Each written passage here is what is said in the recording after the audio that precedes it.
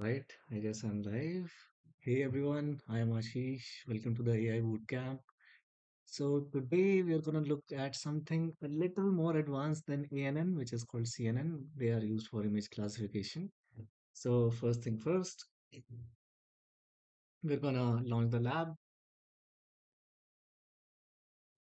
Oh, I need to authenticate. This is the first time ever I need to authenticate.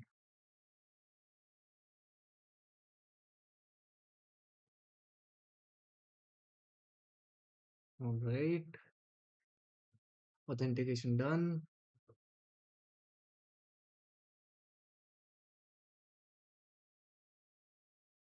Selected, and now I'm gonna select the code server.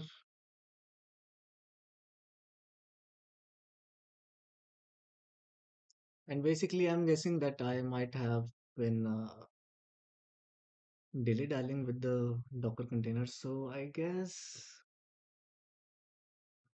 all right,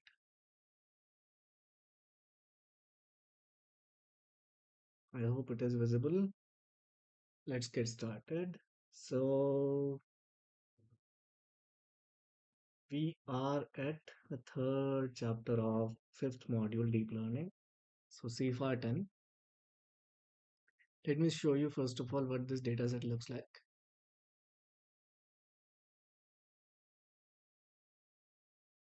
cifar10 is a data set comprising of 60,000 images of 32 by 32 row and column pixel, and there would be three color channels.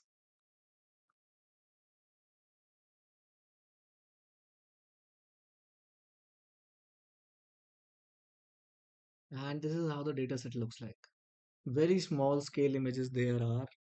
These are, so barely recognizable. So this thing is truck. This thing is supposed to be a truck. Let me zoom in a bit. This thing is supposed to be a truck. Rather, it's looking more like a toy. This thing is supposed to be a deer. And if I zoom out, perhaps it looks like a deer if I zoom out. Yeah, actually, if you zoom out quite little, then things start to make little sense. But all right. Anyway, these are 32 by 32 pixels, so very small images these things are. So let's go on. So we're going to import some libraries first. Then this is how we load the data set. I mean, just Google search and they will give you the API to do this. 32 row column pixels and 3 column channels. I mean, color channels there are. So class names we have over here: airplane, automobile, bird, cat, deer. And if you visualize it, it's the same thing really. Class distribution, every class has equal categories to it. And the minimum pixel brightness value is 0, maximum pixel brightness value is 255. That's it really. And what else? That's the EDA part of it. And let's first understand, okay, the core structure of this entire thing, of this entire uh, CNN activity before we go on to the pie script. Because the thing is that we prefer not to train models or not to work with the uh, machine learning scripts which are in notebook format. We prefer not to do the notebooks because if you are choosing to just train the model, then notebooks are fine. But notebooks are for experiments, not for automation. And when you are done learning machine learning, then in later stages you would deal with something like ML flow, which is to automate machine learning workflows. That is overall called ML ops. Over there, you learn like how to automate the machine learning processes. So that's why notebooks are not preferred in that kind of approach. And secondly, Git is also not supported by notebooks. So that's why we will be doing actual model training inside our PyScript. So first, let's take a look at the syntax. Some import statements. So over here, convolution 2D, max pooling 2D, flatten, dense, dropout, and batch normalization. Some layers have been there. So we are flattening over here. we are loading the data set. Over here, we are flattening the arrays, and then we are normalizing the images. Here are the class names. So remember that I told you that even in sequential, there are two different syntaxes to build. Actually, three. There is a class-based API as well. But yeah, sequential, and second is functional. Third is class-based API. I should have given functional API as well. Let me think about it. Maybe we will go functional sometime else. Anyway, the sequential API goes model.add. First, add the convolutional layer of 32, you can say neurons. And this is a step 3 by 3. So, really, always choose 3 by 3 whenever you have some kind of model, because the entire thing goes something like this. So, let me see. Yeah. Entire thing goes convolution for 32 neurons and 3 by 3 something. You don't have to understand really at this stage what this 3 by 3 is. Just know that it has to be odd number, and 3 by 3 fine. Activation equals value, padding equals same. Just use these things just as they are. Input shape 32, 32, 3. Then standard scale, the entire thing. Then another convolution we are having. Then max pooling. Max pooling would mean that take average of nearby pixels. But then again, if you are confused about this entire structure, then I would say let's head over to the images section and take a look at the architecture of VGG. So they use convolution, then convolution, then convolution, three convolutions, four convolution, five convolution, and see that after every convolution, the size of the image is getting shorter and shorter and shorter. But this red one is max pooling. Yeah, max pool, max pool, max pool. So convolution, max pool, convolution, max pool, convolution, max pool. Convolution means extract some features out of the image. Max pool means that shorten the image a little bit. I mean, in easier words, that's the correct thing to say. So take a look. This one is also a good diagram. So input right here, then we convolve. Convolve meaning we extract some features out of the entire image. Then we pool. We make short images out of the convolutions. Then we go with the matrix based fully connected layers and then the output. So here we go. That's the basic, I would say, syntax: convolution, batch norm, max pooling, convolution, batch norm, max pooling. So that's the entire, I would say, block. And in here, I'm using convolution, batch norm, convolution, max pooling, dropout. Dropout means don't really overfit, and it's a type of regularization. And it says that don't use 25% of the neurons in training randomly. So at random in one epoch, let's say, don't use 25% of the neurons, and choose the 25% of the neurons after every epoch randomly. So, but if you're not sure what this dropout means, just understand that this layer is used for controlling overfitting. First convolution block, second convolution block, third convolution block, and fourth is the fully connected block. And then the output, because we have 10 classes, so I'm using dense 10 activation softmax. This line should be clear at this stage, right? So compile model adaptive moment is the optimizer. Loss is going sparse catechol cross entropy. And why sparse is because we have sparse labels. We never one hot encoded it anywhere, right? So after that, model dot summary, model dot train, and then some things, blah, blah, blah, blah. So let's take a look.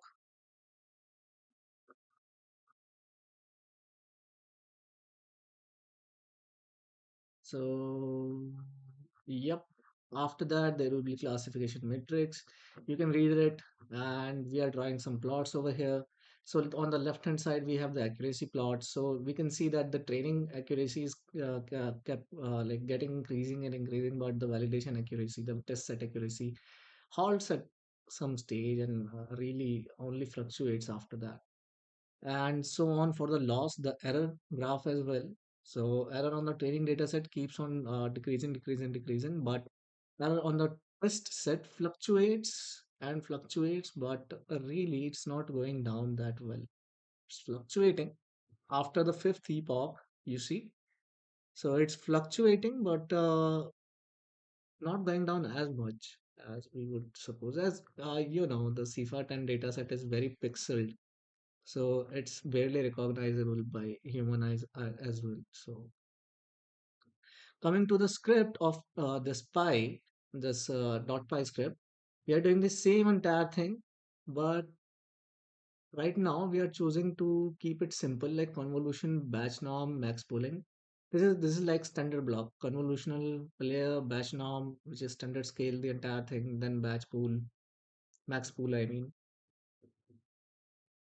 And let's run this file. How to run this file? Just go to terminal and see I have opened up a Jupyter kernel. So I might need to close it somewhere down the line.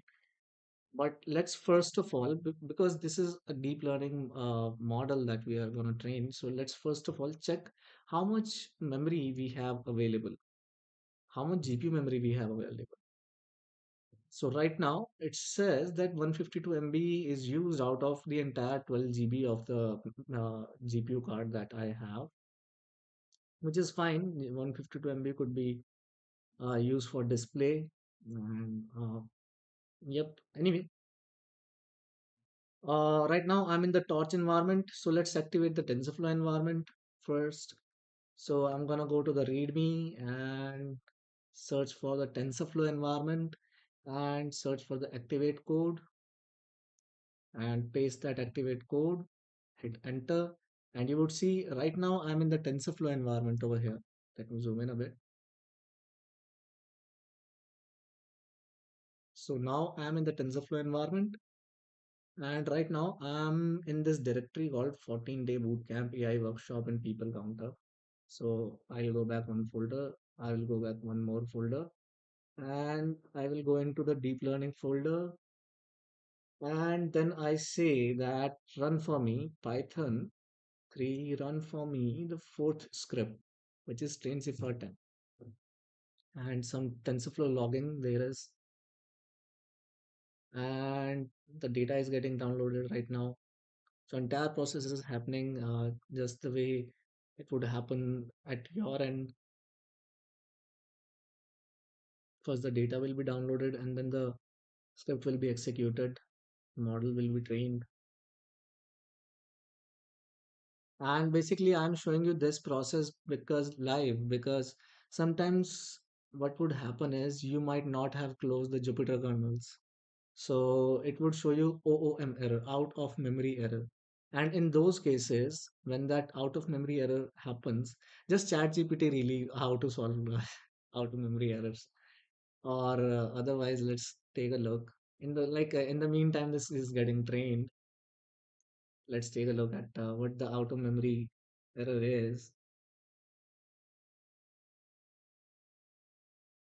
Out of memory error, TensorFlow, and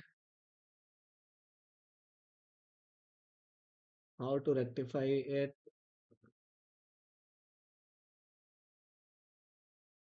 I'm not able to find the solutions to it, but usually, like let's say right now, the entire thing is getting trained. So let me open up a new terminal and activate the TensorFlow environment. Right now, let's check the GPU usage. NVIDIA SMI, and it's telling me that 10 GB out of 12 is being used to train the model. I mean, it doesn't know that the model is being trained, but it's saying that Python is consuming 363. I mean, this ID. There is this application that is running in the backend, and that application is consuming almost 10 GB of the entire memory. So sometimes what would happen is either your deep learning model would be too big, the data set would be too big, more than 12 GB that you have on the memory. So over there, in that case, you would get the OOM error, out of memory error. In second case, like right now, the out of memory error could come if, let's say, there were multiple processes opened, multiple models were being trained by you, So in that case, you need to do something like this. Kill and just give the PID 636694. I'm not gonna kill it because that's the only thing running right now. But I'm just saying, if the out of memory error happens, then this is how you would kill it. And I will show you like really live how to deal with this out of memory error. So right now the entire training is completed. 69% is the overall accuracy, and this much is expected because the data set was very pixelated either. So right now I'm gonna simulate for you the out of memory error. So TensorFlow, I have selected TensorFlow kernel, and I'm gonna say run all in the notebook. In the notebook, you see this is the cifar10 dataset notebook, and I'm running it, and some model would be getting trained as well. Right now the model is being trained. Yeah, right now the model is being trained. So at the same stage, I would try to run my TensorFlow script as well again, just to show you like how the out of memory errors happen. So right now I'm training two models simultaneously. Okay, without any kind of error it happened. All right. So far so good. If it doesn't happen, it doesn't. I mean, if OM doesn't occur, then it's good for us. Right now 11 GB it's saying that is being used. But there are two processes going on. First is the Python kernel, IPy kernel, the TensorFlow kernel, and it's taking 10 GB of the memory. Second is the Python script that we are running. It's taking only 1.3 GB, and almost all of the GPU is being used. As you can see, 82% it's saying 82, it should be closer to 90. Well, whatever, really.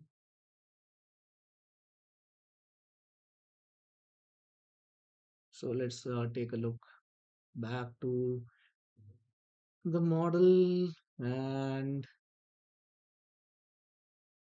I guess it's done. The model is trained. Actually, cifar10 dataset is very small, so out of memory errors were really not expected. But in the next session, I will not tell these two processes. So there, I will show you like how to deal with out of memory errors. Right now, see, take a look. Even if the model has been trained, this TensorFlow environment is keeping this TensorFlow kernel, GPU kernel, IPy kernel is keeping 10 GB to itself. It's not freeing up the memory. Let's take a look. And the script is run. So I'm gonna go back and run NVIDIA SMI again. So take a look. The script, we executed the script, it ran and it killed itself when the execution ended.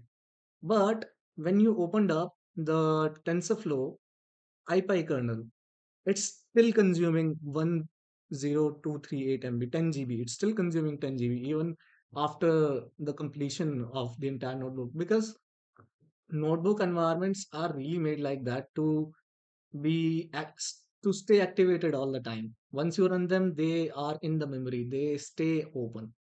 So that's why this is another reason that we don't use notebook environments, because once you use them, they don't automatically get killed.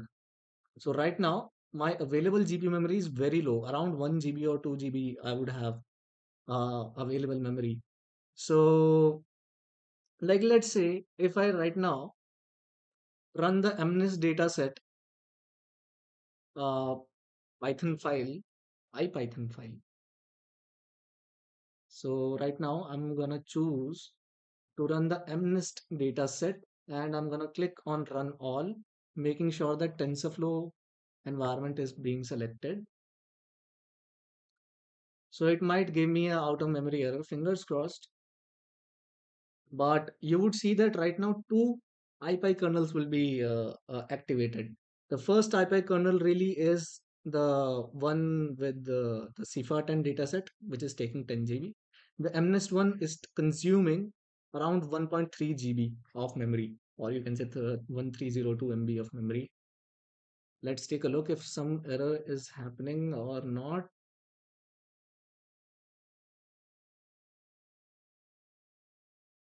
Nope, no error, which is fine for us really. But now take a look. We don't have much space in our GPU memory. 11 GB of our GPU memory is just gone, just like that. So now if I try to run cifar10 Python script, now I'm not sure like how the model will be trained or not.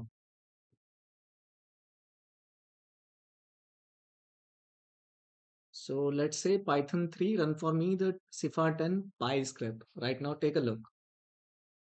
Two IPython kernels are activated running, which are three cifar10 IPy and MNIST IPy.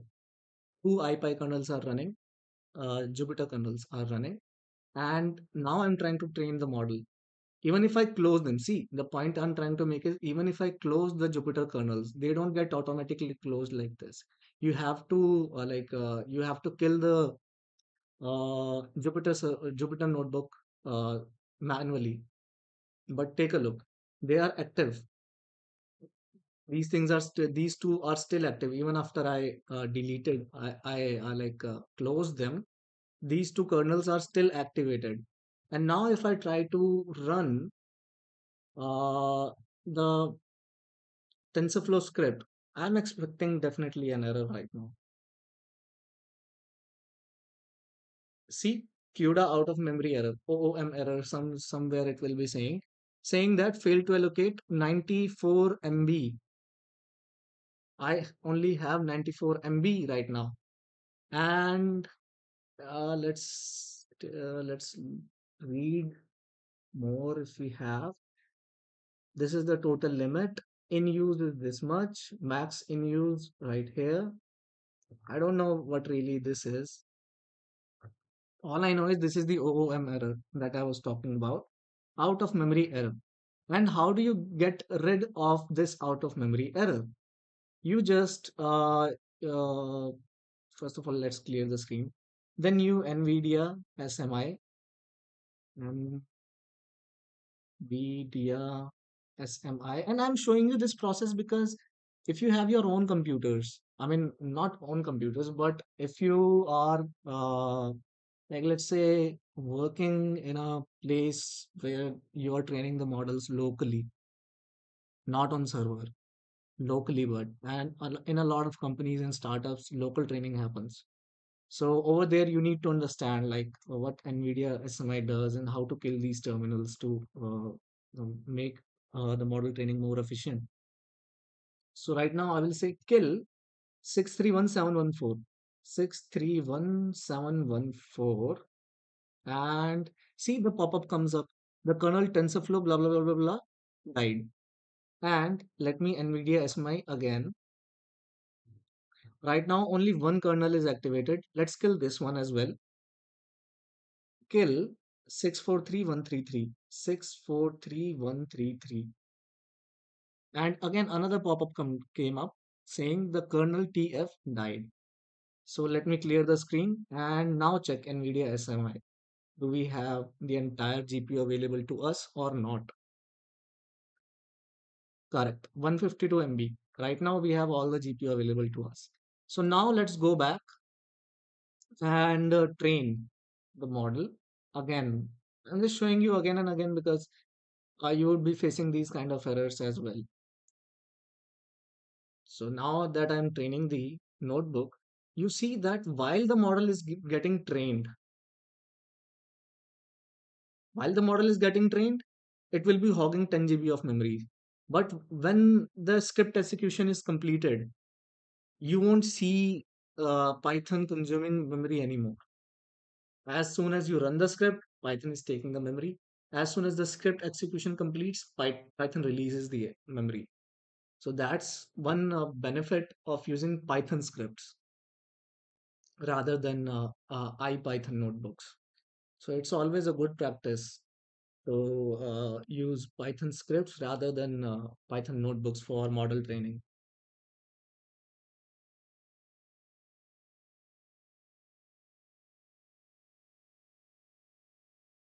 Right now it's being trained. What I want to show you is after the Python script executes, Python will release the GPU memory.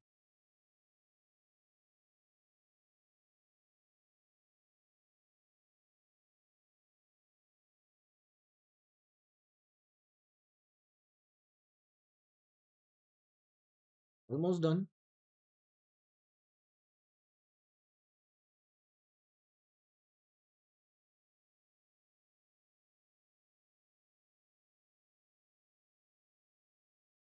All right. So 70% accuracy we are getting right now. And let's check for NVIDIA SMI again. Clear the screen and see there are no processes, no running processes found. That's one like another good thing about uh, these Python scripts.